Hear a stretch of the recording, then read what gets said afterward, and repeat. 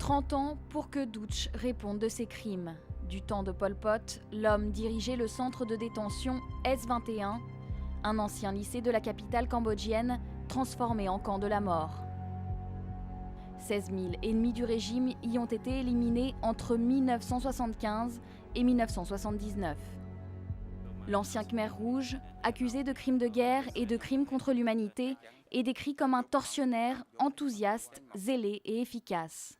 Le bourreau a fait ses aveux devant les familles des victimes, mais assure n'être qu'un simple rouage du système.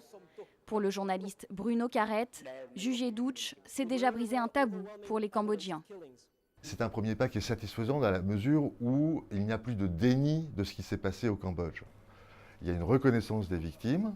Maintenant, le travail de mémoire entrepris à travers ce procès numéro 1, qui était un procès facile puisqu'on n'a pas appris grand-chose, il y avait beaucoup d'archives, beaucoup de photos, beaucoup de documents qu'on connaissait déjà, doit être poursuivi. Il est encore difficile pour le peuple, mais surtout pour le pouvoir, d'assumer la vérité. L'actuel Premier ministre Hun Sen, lui-même ancien cadre Khmer Rouge, s'est toujours opposé à la création d'un tribunal. Et c'est après de longues négociations avec les Nations Unies qu'il s'ouvre en 2006. Aujourd'hui, Doutch encourt 40 ans de prison. Mais au-delà du verdict, le véritable enjeu est que ce procès puisse être le premier d'une série. Ça oui, un procès numéro 2 permettrait de comprendre ce qui s'est passé. On en saurait plus sur les décisions qui ont été prises, l'évacuation des villes, la déportation des populations, la famine.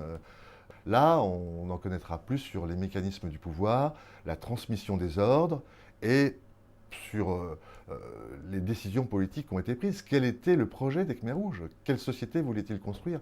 Pourquoi ont-ils fait ça et comment? C'est ce que le procès de S21 ne permet pas d'expliquer.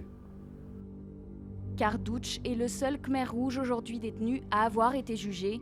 Restent les têtes pensantes du régime, Khieu Samphan, l'ancien chef de l'État, Ieng Sary et sa femme Ieng Thirit, ou encore Nuon Chea, l'idéologue et bras droit de Pol Pot.